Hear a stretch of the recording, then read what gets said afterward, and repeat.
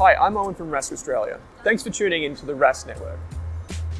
Before we get into today's show, there are a few things we have to go over. Firstly, what you're about to hear and see is limited to general information only. It's not personal financial advice like you'd get from a financial planner. Also, it's important to remember that past performance is not indicative of future performance. That means that anything that's happened in the past, or we say today, is not necessarily going to reflect what happens in the future. Lastly, please consider that any of the guests or myself are featuring on this program may have a financial interest in some of the products or shares mentioned. That's enough from me. I hope you enjoyed today's program. As a self-described professional tight-arse, today's guest has tried every possible way to cut his bills and save money. Joel Gibson is Australia's #1 bill buster, a regular media commentator, and the author of Easy Money, 7 Steps to Bust Your Bills. Joel, welcome onto the show today. Thanks for having me on. It's great to be here. And thanks for joining us in the studio in Sydney. It's great to record this in person. Yeah, it's exciting. I mean, we've spoken before, but it was obviously not in person. So it's nice to meet you properly and to meet your audience properly on video. Yes. And it's a beautiful day, and I hope we can save some people some money. Absolutely. I think that's a good aim. So by the end of the episode, if you don't have one way to save money, we've done the episode wrong. I think that's pretty fair. That's fair. Joel, what's the weirdest thing you've ever done to save money? Well, look, I had to think about this, and then I thought of something that happened recently, which is I had to buy a lawnmower. And I'm a huge fan of Aldi, and they regularly do these middle aisle specials on gardening and lawn mowing and that sort of thing. And they have a really good sort of $250 lawnmower, electric lawnmower that has 2 20-volt batteries, right? But of course, it's not there every week of the year. And the week that I had to buy a lawnmower wasn't lawnmower week at Aldi. And I thought, oh, well, I'll just have to go to Bunnings and see what they have. I was in the lawnmower aisle at Bunnings looking at all the other alternatives, similar sorts of lawnmowers to the Aldi one. $100, $200 more. And I thought I'm just going to have to bite the bullet and buy one of these other brands. And then I met a woman who was looking for a lawnmower who'd bought the Aldi mower and decided it was a little bit too big for what she needed. She must have, I think she asked me a question for a bit of advice. We got chatting. Turns out she had the Aldi lawnmower in the box, in the boot of her car, in the Bunnings car park. And so I bought the mower off her. She bought a smaller mower. Everybody won. And I'm not quite sure what the moral of that story is, but I love the fact that I managed to get the cheap mower on the weekend that wasn't in the store. So you did the deal in the Bunnings car park. Exactly right. Yeah. Yeah. Well, maybe it's the moral is just chat to people when you're at Bunnings. You might find some interesting stuff. Yeah, I think that's pretty good start, actually. I've learned a lot from chatting to people in the aisles at Bunnings, whether it's the staff or the other customers. Yeah. Probably could stop you making some expensive mistakes because often you go in there having no idea what you really need. It's so true, like everybody has a money saving tip to give you. If you ask anybody on the street, they'll have a way that you haven't thought of yet or learnt of yet to save a buck. And so there's so much wisdom out there, and it's just a matter of tapping it. I don't have all the answers. You don't have all the answers. But if we could bring together everything that everybody knows who we sort of talk to or deal with, there's an awful lot of money-saving strategies and tips and hacks out there. And that's kind of what I try and do with my books and my other kind of media. Is pull together stuff that I've found and that other people have told me about, put it all in one place and make it as easy as possible for people. And speaking of finding money-saving tips, I read an article recently where you actually used ChatGPT and asked it for money-saving advice. So did it come up with any goods for you? You know what? It was really good at certain things and really awful at other things. And, I've spoken to other people who've tried to test its capabilities. A friend who's writing a PhD, for example, looked into whether it could help with his sort of literature review, which is pulling together all the relevant articles and books about a particular topic. And he found it was 90 to 95% fantastic. And then it started just inventing articles that didn't even exist to add to the list. Oh, gosh. So in my own experience, it was really good at certain things where it was kind of summarizing online content about, tell me 5 ways to cut my energy bill. Yeah. Did that really, really well. I even think it was plagiarizing some of the stuff that I'd written online because some of it was coming back and it looked very similar. But what it was terrible at was I said, I'm a four-person household in this suburb in Sydney. This is my annual usage. What's the best electricity plan on the market?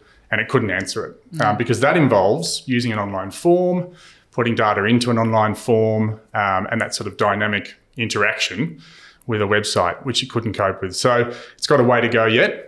I don't feel like I'm going to be out of a job anytime soon. Oh, that's good.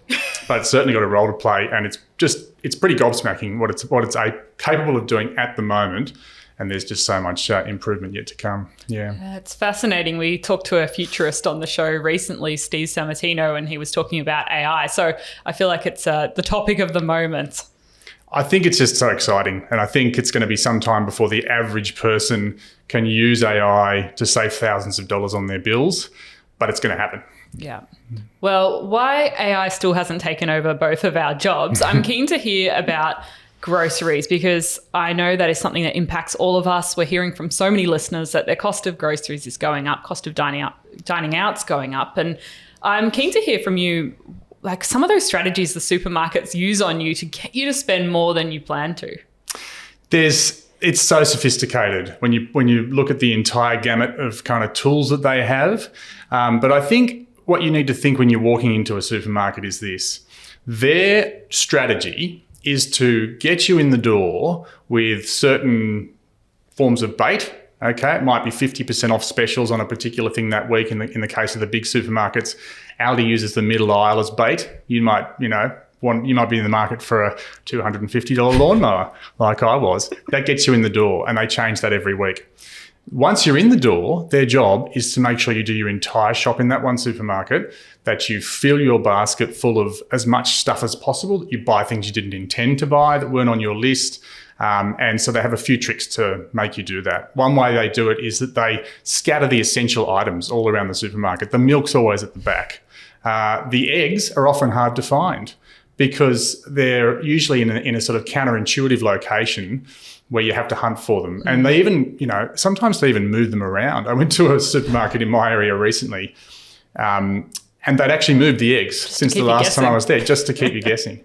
So they want you, a bit like when you go to IKEA, they want you to walk the entire store because they know that you're much more likely to chuck those Tim Tams or whatever it is into the trolley that weren't on the list. So knowing their strategy and understanding it, they put stuff at eye level, they put stuff on the end of the aisles that they want you to notice. If you understand these tricks, you can counteract them to some extent. And what I say to people, the number one strategy for saving on your groceries is to be disloyal, to cheat on your supermarket. If you're cheating on your supermarket and shopping at more than one supermarket, whether that's every week or from time to time, you will save money because their job is to get you in the door with the half price specials and the other kind of, one-off specials, and then get you to buy the high margin products and fill the trolley. If you go into that supermarket and you take the half price specials that are relevant to you and the other sort of things that are just that week, and then you go to the one next door and you mine their best deals as well, you can actually save. I worked out, we've got a bill of about $300 a week for a family of four. I can save over $1,500 a year just by shopping at Aldi and either Coles or Woolies, just by spreading my custom between those two supermarkets. So whether you do it every week or once in a while, it's entirely up to what people can manage. Yeah. And then the other ways to cheat on your supermarket is to bulk buy at places like Costco once in a blue moon, once a month or once a quarter. Fruit and veg markets, if you have one available, a farmer's market nearby. I've seen research that suggests you can save about 50% on your fruit and veg bill if you go to a farmer's market and buy your fruit and veg there. So those are all different ways to kind of spread your custom around, take the best of each of the different options. And over time, because it's such a big bill, the average bill is over $12,000 a year. Oh. So even a 10% saving is over $1,000. And I think that's the way to think about groceries. It's a war of attrition. It's lots of little savings that add up to large amounts. But if you can spread your love around a bit, then you'll do better than if you're just all in on the one supermarket week in, week out. Yeah, they kind of rely on us being time poor and just wanting it to get it all done in one fall swoop. Absolutely. I think, and that's a big part of it. And people will just have to give as much time and effort to this as they can. Some people are way too busy to shop at more than one supermarket. Some people are way too busy to get to the supermarket, and so they order each week. There are pros and cons, I think, of getting your groceries delivered. On the one hand, you are all in on that one supermarket. On the other hand, it's very hard when you get to the checkout with a trolley. If you bust your budget for the week, it's very hard to sort of take stuff out and go back and put it on the shelves at that point if you're physically in the supermarket. If you're at the checkout, at the online checkout, and you've got a set budget and it's gradually tabulating what your bill's going to be, and you bust your budget, it's relatively simple to go back and just take stuff out, which you can do without. So there are pros and cons of online shopping. I think it's important for people to know that you can get free delivery if you order over a certain amount. So it makes sense to do big shops, not multiple small shops if you're shopping online. But I think, you just need to understand what the pros and cons are and make sure that you're not playing their game, you're playing your game. Yeah, they really use that psychology against you. I mean, I was going to the supermarket with a friend recently and something came up a lot more expensive than they expected. I think it was one of those weigh things. So when they were actually checking out and they said to the person at the counter, no, I'm not taking that. And I feel like I wouldn't have the strength to do that. They actually got it put back. That's very smart because you're not obliged to take it, It's and although everything in the supermarket should be priced and labelled, sometimes they're not. The labels don't match what's sitting next to them. So sometimes you don't know till you get to the point where you're swiping your groceries exactly what everything costs. But it is really important, I think, to use that unit pricing that they do have in supermarkets, because it's now compulsory in Australian supermarkets. It wasn't for many years, and it was a fight that was won by the consumer movement to give people a really clear idea of what the value for money was of different packet sizes. And, you get those chip packets that are half full of air. And if it wasn't for the unit pricing, you wouldn't actually know what you're paying per weight for, a chip in that packet. So that's another great strategy, I think, that's really important. And if you do start to look at the unit pricing, what you'll notice is you'll start to pick up on those little tricks, those little marketing tricks they have, such as putting the bargains on the top and the bottom shelf where they're harder to see, and putting the kind of name brands that pay extra at eye level for that in those prime positions. Yeah, it's tricky because I was at a market recently and they were saying 2 dips for $6. But then when I looked under the shelf and it actually was just $3 per dip. So it made it seem like it was a special, but it was just adding 2 together. Yeah, it was just encouraging you to buy more than one. Yeah. I wonder if it worked. It probably did. I just bought one. I stayed strong. And so actually, just while I'm there, another classic marketing technique which you see across all household bills, but particularly in supermarkets, is what they call anchoring. So those old infomercials, late night infomercials that used to say, how much would you expect to pay for this set of steak knives? $299? No way. $199? Not a chance. Just, 2 installments of $49.99. So that's anchoring. And what it's doing is it's creating an expectation in your head of what something might cost by naming an outlandish price first up. And then working its way back to create what looks to you, hopefully, like a bargain, because the anchor point was something way more expensive. Now, supermarkets use this all the time because they have, obviously, their labelling, their unit pricing, but then they have their range of different sales stickers, some of which are 50% off, some of which are, maybe $1 off. And the big supermarkets actually have, I think, 2 or 3 different categories of price drops or price cuts. And it's bewildering, when you're in there, all you see is the red and the green and the yellow, and you have this instinctive reaction that must be cheap. But it's not necessarily. Have a look at the unit price because that'll tell you whether it's cheap or not. Yeah, it's funny how they use your brain against you. And what about dining out? Because that's another area, food related, that is costing us a lot right now. Do you have any tips on saving a bit of dosh there? Oh, look, it's hard because there aren't that many ways to kind of save off the ticket price when you eat out. But there are some apps / kind of physical voucher type books you can buy, which will get you access to a whole heap of discounted dining out options.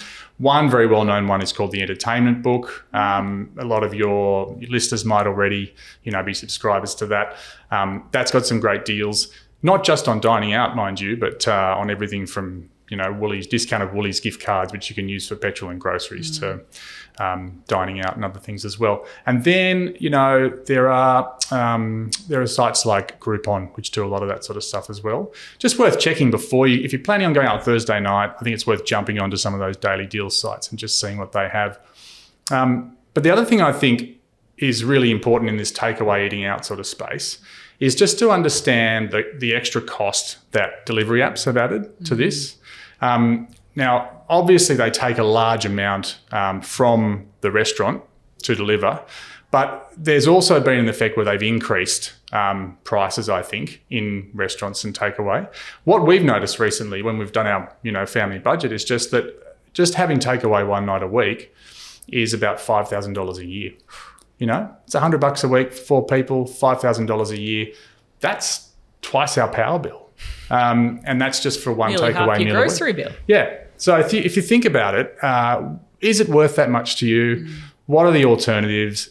We've actually got to the point now where sometimes it's cheaper to eat out than it is to order in because of that extra cost that's been imposed by the delivery app. So it might be convenient, it might be easy, but restaurants themselves would prefer you to either come and pick the food up. Sometimes they'll give you a 15% discount just for picking it up yourself, or to eat in. And so dining in is maybe cheaper than takeaway. And also think about over the course of a year, what your takeaway bill or your eating out bill is adding, and just work out, is it worth that much to you, and should you limit it to once a week, or just be conscious of it. I think it's a good tip. A lot of people are trying to find every single dollar they can save at the moment, and I reckon that's one of those areas in most household budgets where you'd be surprised how much it costs. Yeah, it's cheeky how they increase the cost of the item as well as the delivery often on those delivery apps. Yeah. So something to watch out for. And they ask you for a tip. Yeah. And it's often cold. Yeah. Well, there's so many different people involved in that process because the driver needs to make some money, the restaurant needs to make money, and the delivery app needs to make some money. So it's it's a lot more layers of fees involved. And I think your local restaurants do appreciate you coming in person and picking things up. They really do. I mean, I have a pizza shop near me, one of my favourite pizza shops, and they will give you a 15% discount if you come in and collect takeaway because they want to discourage the use of the apps. They'd prefer to deal directly with you. Some restaurants will have their own app where if you order directly, again, it's a bit cheaper because they want to cut out the middleman if they can. Yeah. Now, changing topics slightly to another thing that's a big part of our budget and often quite necessary, insurance. And I see ads for that all the time on TV and at the footy, but maybe something that a lot of people have, car insurance. Have you got any ways to save there? Oh, I've got this great way that I call the mystery shopper. Mm-hmm. And I reckon it's the first thing you should do if you get a big premium increase on your car insurance. Go to your insurer's website. Pretend to be someone else. Put the details of your car in, exactly the same as it's insured at the moment. You might have to put your neighbour's address in so that they don't recognise you. Sometimes they'll remember your address as being one of their customers, and just see what they're charging a new customer. Because there's evidence to suggest that new customers pay up to 34% less on average than old, loyal, existing customers in the car insurance industry. And so often you'll get a much cheaper quote when you pretend to be a new customer. You can then call them up and take that to them and say, why are you charging me this when you're asking only this of a new customer? And often they will play ball. I've had insurers say to me, okay, well, we'll cancel your current policy, we'll open a new one. It's just the same policy with a different number. And you can have a 25% discount too, even though you're not a new customer. So ask them because they'll often play ball. Yeah, it's always sad to me how loyalty just doesn't pay in finance brands, whether it's home loans or insurers. You just don't get rewarded for being loyal to one company. It is so rare these days to get rewarded for being loyal. There are, occasionally examples that I see, but the general rule, I always say there's 3 rules to saving money on your household bills. Switchers get the best deals, switchers get the best deals, and switchers get the best deals. And it's sad but true. You need to at least be prepared to move to unlock what I call under-the-table deals, or what they call retention or win-back offers in a lot of businesses. They often talk about 2 different types of customer in businesses. They talk about price chasers. They're the people who are always prepared to switch for a better deal, and they get the best price because the business knows they have to give them sometimes a deal they've had in the bottom drawer that they don't advertise just to keep them. The other type of customer they talk about is the sleeping beauty, and that's someone who's been with them forever, never asks for a better deal, blissfully dozes away, basically cross-subsidising the great deals for the people who are the squeaky wheels. And so, unfortunately, if you are one of those people that doesn't switch from time to time, or at least kind of threaten to switch, you are probably a sleeping beauty, and you are probably paying hundreds, if it's a mortgage, sometimes thousands of dollars more than you have to every year. Yeah. Do you have any strategies for having that conversation? Because I know a lot of us feel quite uncomfortable threatening to switch. It kind of sounds quite severe, doesn't it? It does, and I've actually got scripts in my book for precisely that sort of scenario. And essentially what the scripts say is this: be polite, but give them the information they need to know that you have another option, what I call leverage. And the best way to get leverage is, first of all, to work out, using any of a number of shortcuts, what the cheapest deal on the market is right now. So if we're talking about an energy retailer, in a matter of under 5 minutes, you can check what the cheapest deal is on a government website in your area right now. Then you contact your retailer. You can call them if you're confident to, send them an email if you're not, put it in writing. And you basically say, look, I've been a customer for this number of years. You're asking me to pay this. The price is going up by that. I've just had a quick look online at the government website, and I've seen that this other provider is offering me this. Now, I've got 1 foot out the door. I'm completely prepared to switch. I just thought I'd give you one call before I do and see whether you can either match or beat this offer. And if you can, I'm very happy to stay for another year. Yeah. It's as simple as that. And look, honestly, if you're prepared to ask the question, more often than not, they will play ball with you. Because you've picked up the phone or you've written an email, and ultimately they need to keep customers. It costs them hundreds or even $1,000+ for some products to find a new customer using marketing money. Doesn't cost them that much to keep you, hopefully. So that might be the cheaper option. I like that approach. Just lay out all the information on the table. You can write it down, even like using a script. You can often dot point what you want to say on that conversation, so you're really clear about it. And be very polite. Yeah. People think, I'm not even suggesting anyone be aggressive or unpleasant, There's a polite way to ask a difficult question. It's a bit like when you ask for a pay rise, That's the best way to go about it. Make the case, have some leverage, be unfailingly polite, put the ball in their court and see what happens. And look, if they're not prepared to play ball, you have to be prepared to walk across the road for a better deal, because if you're not, you're going to pay more. You're going to pay way more over time than the people who are prepared to walk. Yeah. And you mentioned those government energy websites. Are you able to talk about that? Because I know there's a lot more resources than there used to be about knowing how much we're paying for electricity and gas. Yeah, sure. There's 2 crucial websites people need to know about. One that covers most states where you can switch. It's called Energy Made Easy. So that'll cover South East Queensland, New South Wales, South Australia, the ACT, Tasmania. Victoria has its own website called Victorian Energy Compare. Same concept, but they've just gone it alone. And the beauty of the Victorian one at the moment is they're paying you $250 just for visiting the website. That's had a fascinating effect on the market in Victoria, because so many people are now seeing what the cheapest deals are on the market, because the government's paying them to come and look. The deals have got better. Yeah. The discounts have got bigger over the past 6 months. And retailers are having to try harder to win customers over. So that's fantastic for Victorians. Even if you've gone and got your $250 for visiting that website in Victoria, go back, because chances are, since you were last there, the deals have got better.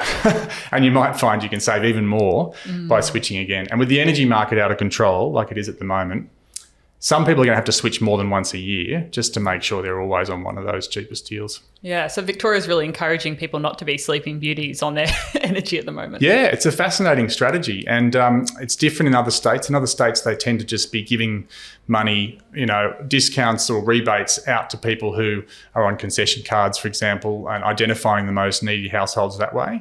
Victoria's taken a different approach in basically paying consumers to educate themselves. And it appears to be working, at least in the sense of creating competition, which forces prices down. So it's quite winning on both exciting. fronts. Lower cost for your energy, and also you're getting the $250. And do some of the other states have different incentives? Because I know, like, I got a free shower head in Victoria. There's actually a whole list of, if you want to look at government assistance for your energy bills, the first thing is the comparison sites to find you a cheap deal. But there's also a long list of other rebates and concessions. Some of those are targeted at concession card holders and pensioners and low-income households and self-funded retirees, people who need help the most. Yeah. Some of them are actually just targeted at people who want to make their home more energy efficient. And in the federal budget, we saw a whole bunch of new announcements about, they're going to help people to remove gas and install solar and do some of those things, which will make your home, over the next 10 years, much cheaper to run, even if there's an upfront cost of changing over. You can get a free shower head in some states. In New South Wales at the moment, you can get, they'll come in and replace your halogens with LED light globes, which cost a fraction of the price to run because they last a lot longer. Yeah. And the government's heavily subsidising the replacement of those light globes. So there's all sorts of these little kind of programs. It's hard sometimes to find them all, but there's one great federal government website which has just about everything on it, and you can search by your state, and it's just called energy.gov.au. So that's the first place I'd go to see what you're entitled to in terms of, any sort of government help, state government and federal government help, or territory if you're in the ACT, for example. The ACT, for example, is giving interest-free loans up to $15,000 for people who want to install solar batteries and other kind of, energy efficiency measures in their homes. So, there's a lot out there. Yeah, and it's often those things, if you don't go to that website, you only know about them because your friend told you. Like I had a friend that told me about the shower head energy. Yeah. Oh, not energy saving. We're saving some water here. Maybe energy too. I don't know. But you often don't hear about all of these savings hacks unless you look for them. Yeah, or someone advertises it to you. Yeah. I mean, I've had electricians knocking on my door offering to replace my light globes because they're being paid by the government to do so. So they're incentivised to do so. But how else would you know? This is the problem. Governments are very good at creating these sort of rebates and kind of concessions for people, not so good at telling people about them. And so they're often undersubscribed, and there's all this money sitting in the pot waiting for people to come and claim it, but doesn't always get to its destination, which is a real shame because people need that help at the moment. Absolutely. And the more we can share these resources with friends and family, or even help your parents out, it's for the better. Yeah.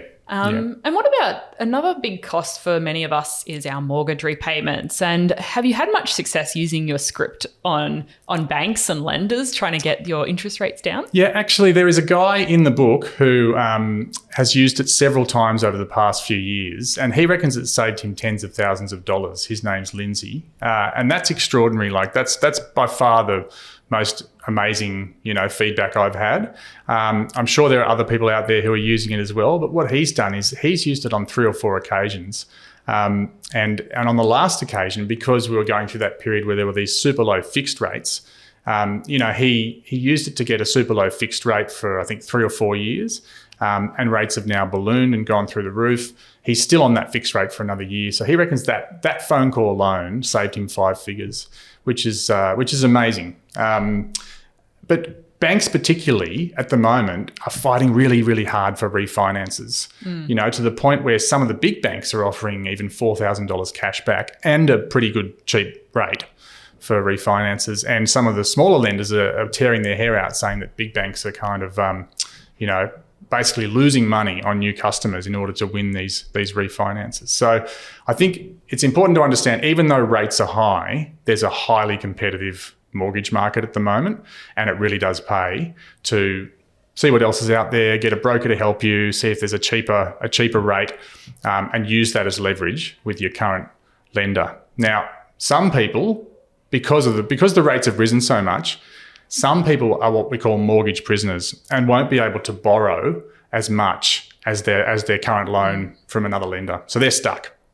But the best tip, I think, for those people is the bank doesn't necessarily know that you can't borrow the same amount again unless they go through the whole process of doing a serviceability assessment from scratch. So it's worth trying to call their bluff. It's worth calling them up at the end of your fixed rate when it's going up to, from 2% to 5.5% or whatever it is. It's worth calling them up and saying, look, is this the best rate you can give me? Because if it's not, I'm thinking of looking elsewhere. Maybe have a look at one of the comparison websites before you do that and see what the cheapest rates are, so you can name drop a couple. HSBC's offering this, or Ubank's offering that, some of the really cheap lenders. And then just see what they say, because there is some evidence that banks are offering people discounts of up to 100 basis points behind the scenes through brokers and directly on the phone to keep them at the end of that rate period. And if you really want to play hardball, you can request what's called a mortgage discharge form, which suggests to the bank that you're getting ready to move. And often that'll raise a red flag inside their retention team, and you might get a phone call. Give it a try. Yeah. I mean, even if you don't actually plan to move, you can give it a shot. And I think going in prepared with a couple of other comparative rates that are hopefully lower than your current one shows them you put some effort and thought into this conversation and that you're prepared to switch. Yeah, absolutely. I mean, they will know those other rates on the market because that's their job to know. And it means you have a slightly different conversation with them than if you just called up and said, can you give me a cheaper rate?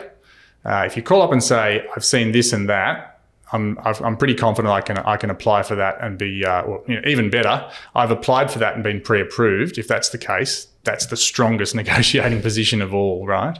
But at the very least, name drop a couple of rates and a couple of banks. Let them know that you've done a bit of research and that you're not a mug, and you'll get hopefully some sort of result, because it's going to be so hard for these, borrowers to go from 2 to wherever we end up.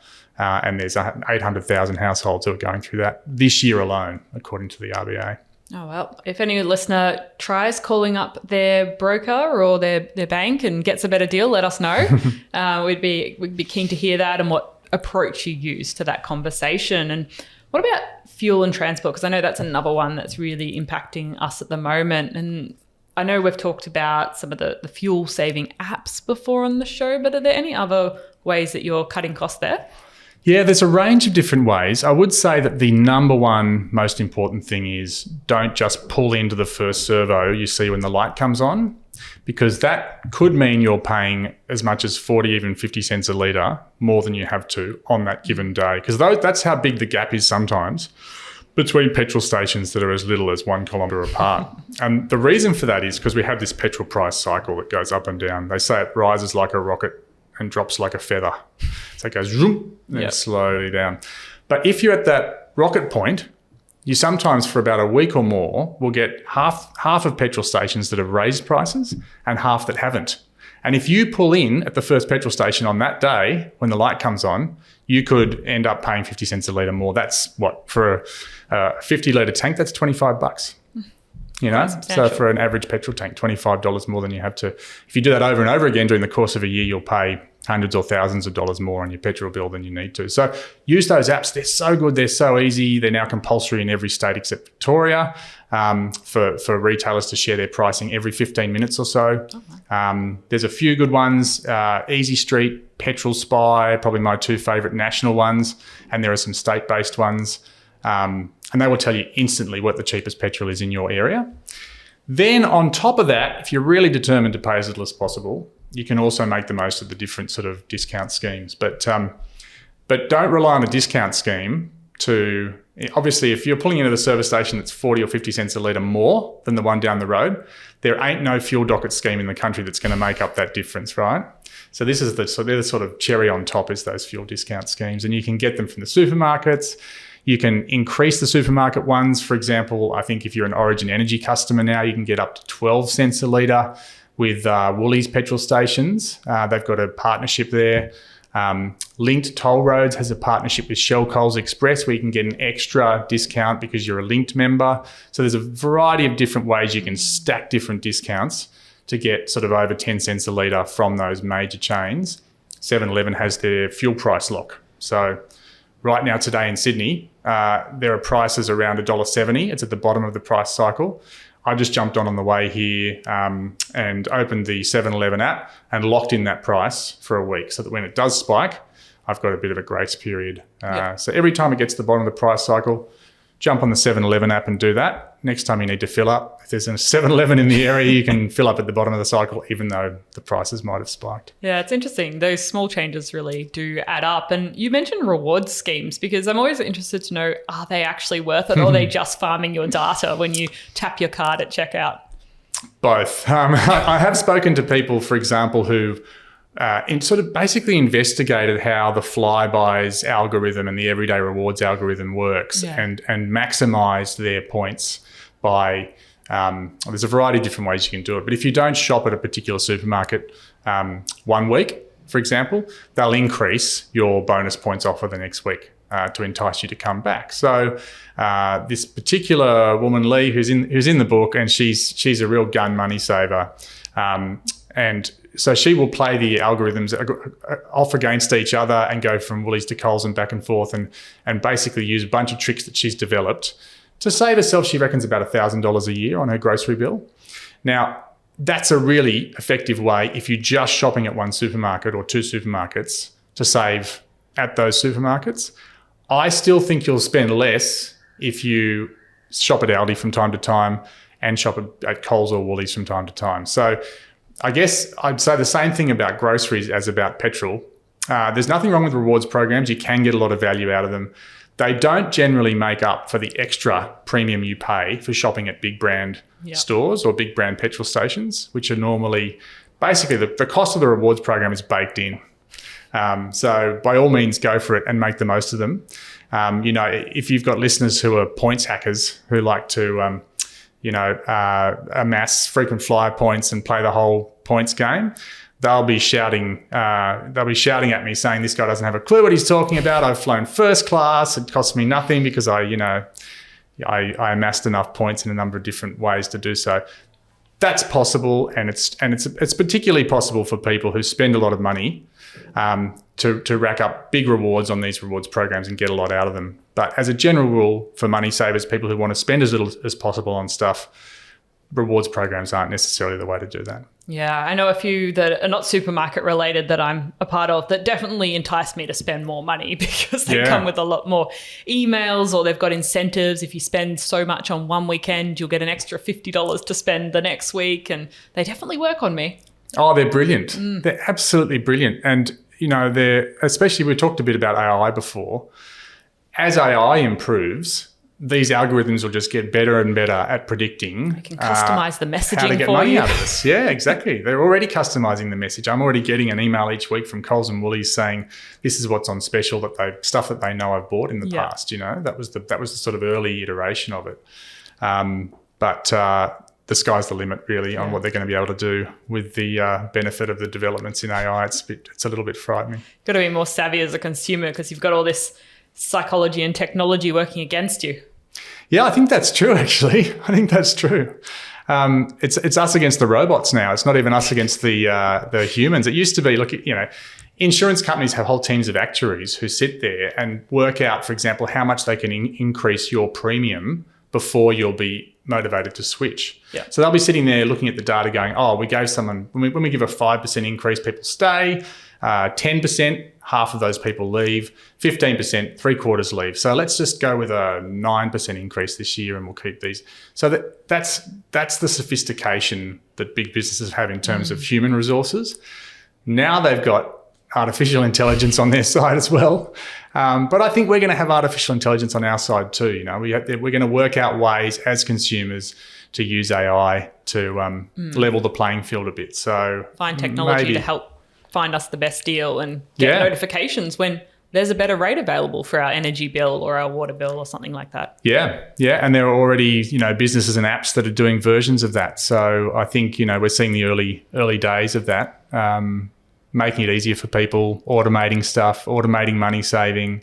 That's all going to happen. That's all going to be part of the picture. Amazing. Well, Joel, we've covered a lot of tips from doing deals in the Bunnings car park to where to find the best energy saving resources. That sounds illegal, doesn't it, when you put it like that? Is there any other burning money tips on your mind today that you want to share before we wrap this conversation up? No, I think mainly it's just an attitude. The first part of my book is actually not specifically about particular household bills. It's about attitudes and strategies. And I use a lot of, pop culture references because that's how I think. I talk a lot about movies and I think the single most important strategy, and the first one in the book, is what I call the De Niro, because it's named after a character that Robert De Niro plays in one of my favourite movies, Heat, from 1996. He's a bank robber. He never gets caught. The reason is because he says he's always willing to walk out on anything in 30 seconds flat if he feels the heat coming around the corner. Right. And that becomes a theme for the whole movie.